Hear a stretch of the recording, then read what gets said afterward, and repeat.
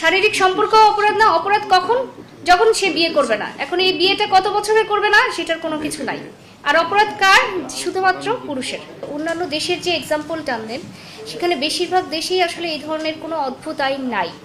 এবং ইন্ডিয়াতে Naim versus state এই মামলাটাই বলা হয়েছে যে সেখানে সেই মামলাটার ঘটনাটা এরকম যে একজন বিবাহিতা নারীকে মামলা করেন যে বিয়ের প্রলোভনে, আরেকজন ছেলের বিরুদ্ধে মামলা করেন যে তিনি বিয়ের প্রলোভনে তাকে ধর্ষণ করেছে এবং পরবর্তীতে ওই নারী প্রেগনেন্ট হয়ে যায়। তো প্রথমে ওই পুরুষের 10 বছরের শাস্তি হয়, হাইকোর্ট সেটা কমিয়ে 7 বছর করে, কিন্তু সুপ্রিম কোর্ট বলেন যে এটা আসলে কোনো ধর্ষণ নয়, যেহেতু ওই মেয়েটা নিজেই প্রাপ্তবয়স্ক ছিল এবং নিজে অনৈতিক সম্পর্কে নিজের ইচ্ছায় জড়িয়েছেন, অতএব এটা কোনো ধর্ষণ নয়। শুধুমাত্র ওই যে শিশুটা তার ভরণ পোষণের বিষয়ে আদালত আদেশ দেয়। তো এটা হচ্ছে আমাদের পার্শ্ববর্তী দেশের এক্সাম্পল। এবং আমাদের দেশে মনোয়ার ভার্সেস স্টেট, এটাতে হাইকোর্ট স্পষ্ট বলেছে 16 বছরের অধিক কোনো নারী যদি নিজের সম্মতিতে কোনো শারীরিক সম্পর্কে জড়ায় সেটাকে ধর্ষণ হিসেবে গণ্য হবে না। অর্থাৎ এখানে কিন্তু আমাদের আদালতেরও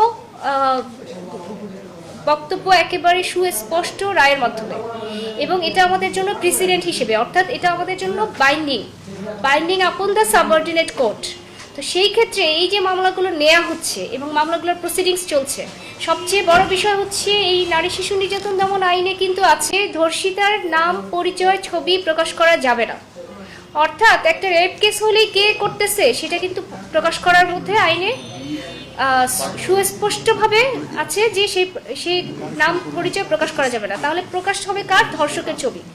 এখন বিয়ের প্রলোভনে ধর্ষণের নামে যখন কোনো একটা মিথ্যা মামলা করা হবে, তখন কিন্তু ওই নারী পরিচয় প্রকাশ পাচ্ছে না, প্রকাশ পাচ্ছে যার বিরুদ্ধে মামলা করা হয়েছে তাকে নিয়ে আপনারাই নিউজ করে ফেলবেন যে অমুক ব্যক্তির নামে ধর্ষণের অভিযোগে মামলা দায়ের করা হয়েছে।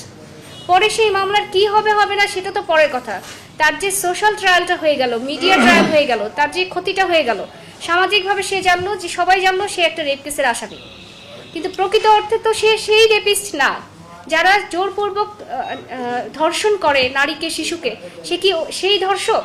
অথচ যখন তার নামে সব জায়গায় এটা ছাপা হবে, তার ছবি সহ, যে এই লোকটা রেপ কেসের আসামি, পরে কি হবে হবে না সেটা তো 4 বছর পরের কথা। ট্রায়াল হলে, বিচার হয়ে তারপরে সে খালাস পাবে কি পাবে না পরের কথা। প্রথমে যে তার হয়রানিটা হলো, তার প্রথমে জামিন নিয়ে হয়রানি হবে, তারপরে সে বিভিন্ন জায়গায় দৌড়াবে, সামাজিকভাবে তার পিতামাতা অসম্মানিত হবে এবং সবাই বলবে যে তার ছেলে এই কাজ করছে। সেগুলি তো আসলে কখনোই পূরণ হওয়ার না। তাই আমরা এই ধরনের মামলার বিরুদ্ধে ভয়েস রেজ করতে চাই এবং আমরা বলতে চাই যে এই ধরনের মামলা যেন গ্রহণ করা না হয় কোনোভাবেই, যেহেতু এটা আসলে প্রকৃত অর্থে কোনো রেপ না। হ্যাঁ, আন্ডার 18 হলে তাকে যে কোনোভাবে সম্মতি নেওয়াটা, তার সম্মতি তো আসলে সম্মতি নয়, তাহলে আপনারা সেই মামলাগুলো নেন। কিন্তু অ্যাবভ 18 সেই বিষয়ে আইন প্রণেতাদের সুস্পষ্টভাবে বক্তব্য থাকা উচিত ছিল। কিন্তু তারা যেটা করলেন, তারা বললেন যে হ্যাঁ সম্পর্ক থাকতে পারবে, তার আস্থাভাজন হলে তার সাথে প্রণয়ের সম্পর্ক থাকবে, যেই নতুন খসড়া আইনটা 2025 সালে সেটাকে বলতেছি, কিন্তু সেটা কোনো অপরাধ না। শারীরিক সম্পর্ক অপরাধ না, অপরাধ কখন? যখন সে বিয়ে করবে না। এখন এই বিয়েটা কত বছরে করবে না সেটার কোনো কিছু নাই। আর অপরাধ কার? শুধুমাত্র পুরুষের।